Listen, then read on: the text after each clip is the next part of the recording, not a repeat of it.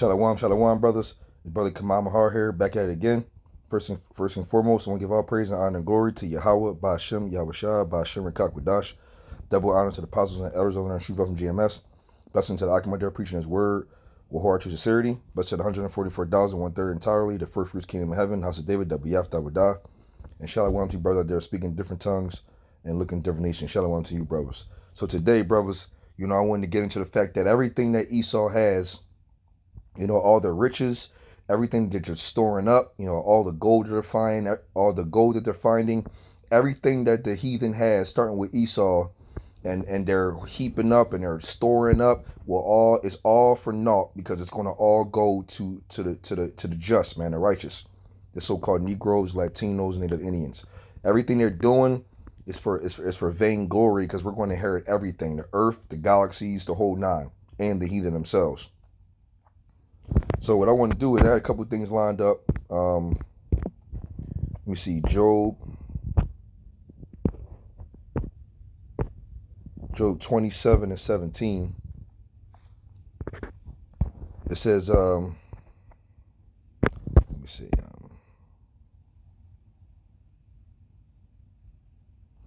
me say 16. Though he heap up silver as the dust and prepare raiment as the clay. Talking about Esau and the heathen. It says that he may prepare it, but the just shall put it on, and the innocent shall divide the silver. You see that?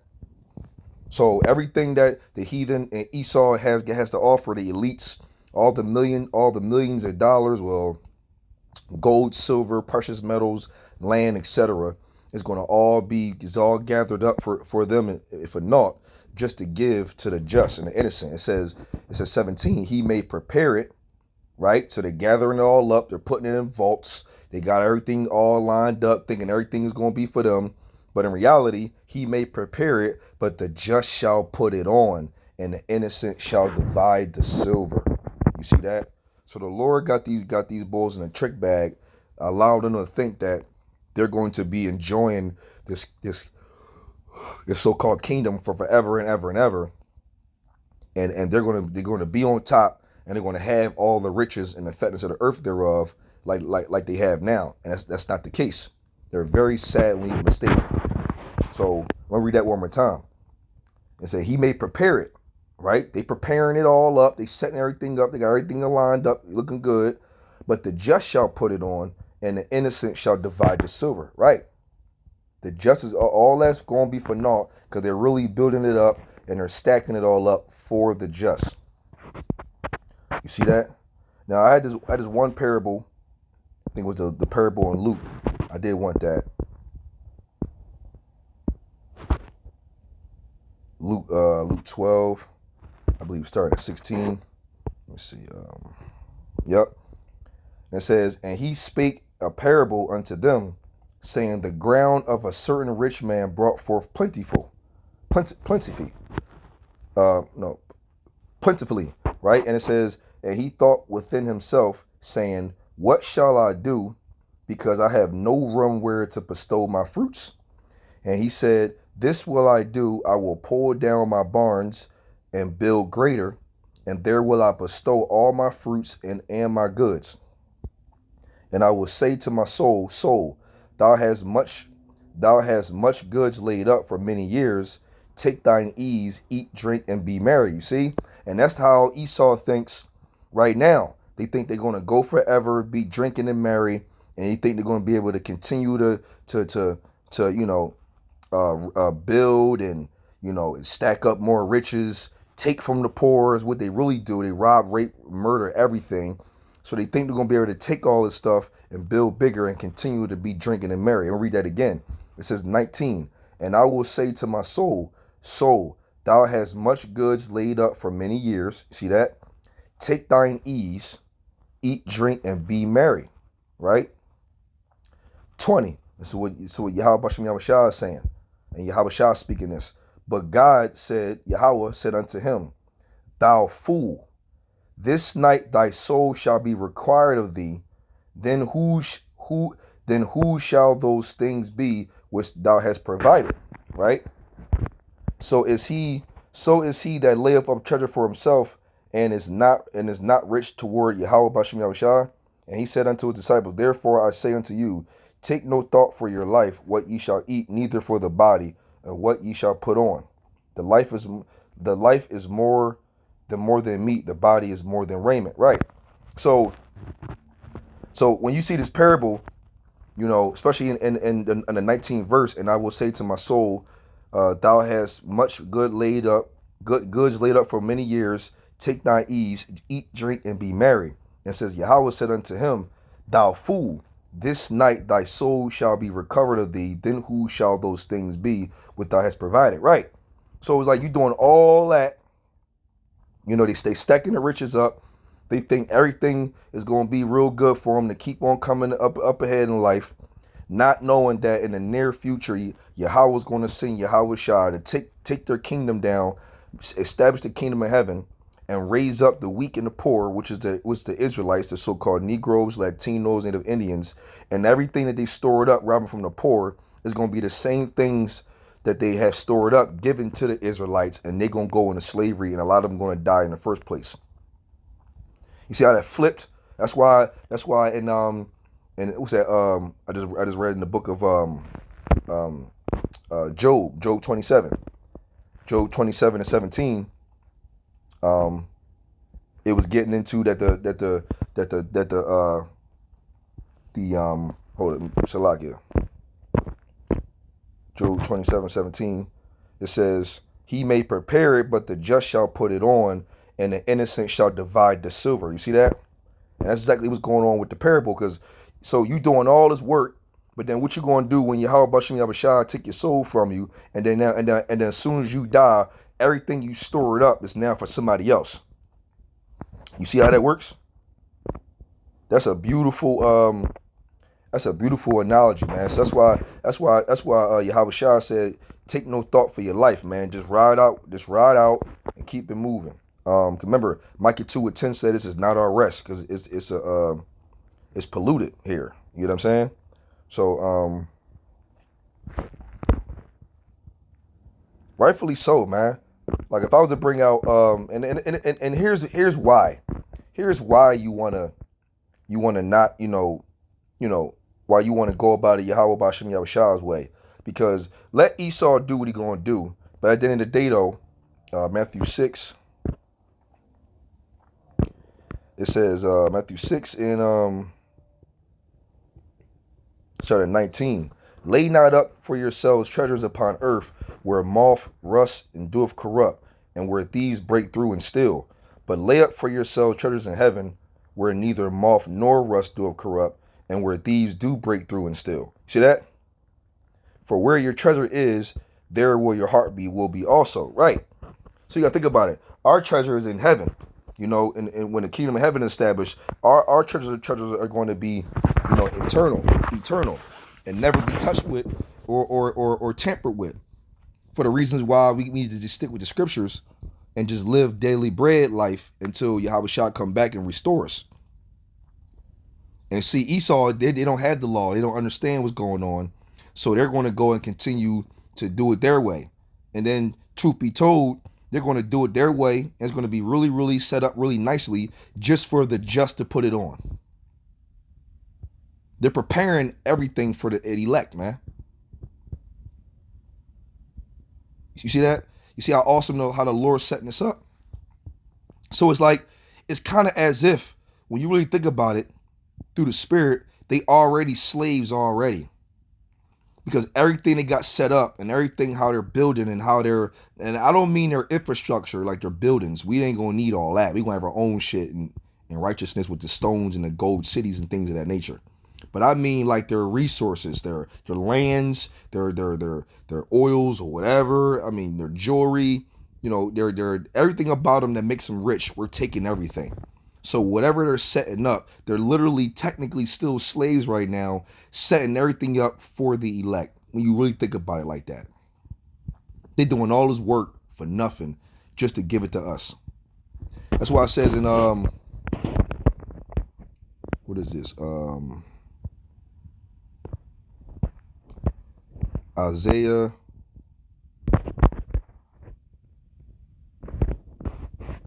Let's go Isaiah 60. And we're going to go at, start at 10. It says, and the sons of strangers shall build up thy walls, and their kings shall minister unto thee.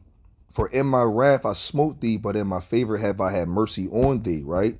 It says, therefore thy gates shall be open continually, and they shall not be shut day nor night, that men may bring unto thee the forces of the Gentiles, and that their kings may be brought, right? And what are the forces of the Gentiles? Their wealth, their lands, their women, their jewelry, their money, whatever they got, the finest wines, linens, clothes, everything comes to the Israelites. And our gates are going to be open continually, because it's going to be constantly bringing gifts in for the elect. You see that? That is a beautiful thing. We taking everything. Why do you think in Daniel it says, in the book of Daniel, that's the 7th chapter, I believe. It says, Daniel 7:18 says, but the saints of the Most High shall take the kingdom. They're not going to earn, well, yeah, they are going to earn the kingdom, but they're not going to ask for the kingdom. They're not going to go to war for the kingdom. They're going to take the kingdom by force, right? Because you got to remember, we're going to have spiritual bodies from Yahawashi. We're going to be immortals, special celestial beings that's going to be immortal and indestructible. And we're going to be angry as hell for what they have done to our people. And we're going to go about it with take and force. You see that? We're taking everything. And we're inherited the whole earth. Why do you think in Psalms 2nd chapter, shout out to my brother Samak, it says, I'll start at 7.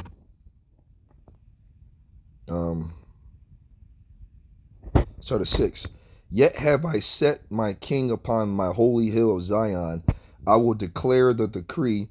The Lord Bahasham have said unto me, thou art my son. This day have I begotten thee, right? Ask of me, and I shall give thee the heathen for thy inheritance, and the uttermost parts of the earth for thy possession. You see that? Thou shalt break them with a rod of iron. Thou shalt dash them into pieces like a potter's vessel. Hey, brothers, I'm going to let y'all just look at it like this. We're going to be on some Black Adam shit. That's what it is. Black Adam is a really good depiction of how Jake going to be acting in the kingdom, especially the elect. We're going to be moving just like that. Raw power, unstoppable, and just doing whatever we want to do. Busting through walls. We're going to be tyrants, man. We're going to be out of control, and we're going to inherit everything. Read 8 again. Ask of me, and I shall give thee the heathen for thy inheritance, and the uttermost parts of the earth for thy possession. You see that? We're taking everything. And everything that they storing up and everything they got going on is all for the elect. Matter of fact, go to Isaiah 14. It says, Isaiah 14, 1, 2, and 3. For the Lord Yahawah will have mercy on Jacob, and will yet choose Israel, and set them in their own land, and the stranger shall be joined with them, and they shall cleave to the house of Jacob, right? That's the Israelites. And the people shall take them. Now the them is the Esau and the heathen, and bring them to their place. And the house of Israel shall possess them in the land of the Lord for servants and handmaids. And they shall take them captives whose captives they were, and they shall rule over their oppressors. You see that? And 3, and it shall come to pass in the day that the Lord shall give thee rest from thy sorrow, from thy fear, and from the hard bondage wherein thou was made to serve. You see that? That's why.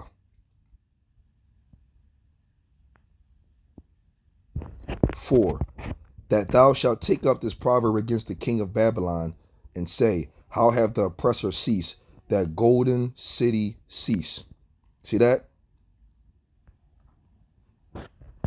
We are literally going to be out here getting busy, and we're taking everything. We're going to rule over everybody and take over everything. And we're going to rule with a rod of iron. And ain't going to be nothing that nobody can say. It said that our gates will be open continually, that they might take the forces of the Gentiles.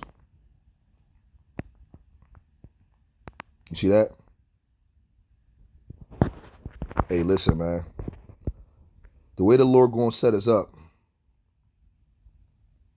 is going to be incredible. Matter of fact, what's this? Sirach,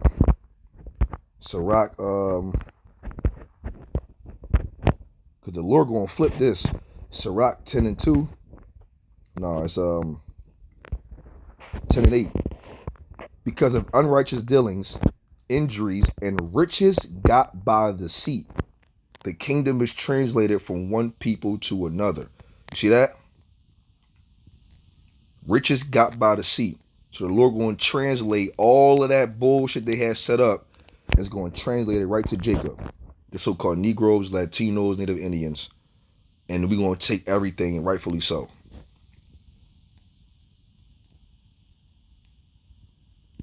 See that? What's that? Second Esdras.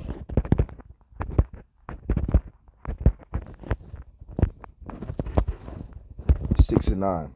For Esau is the end of the world, and Jacob is the beginning of it that followeth. You see that? And remember what it says in this 6, right? I want to make a point here. Now we go through this in general, but I want to make a point.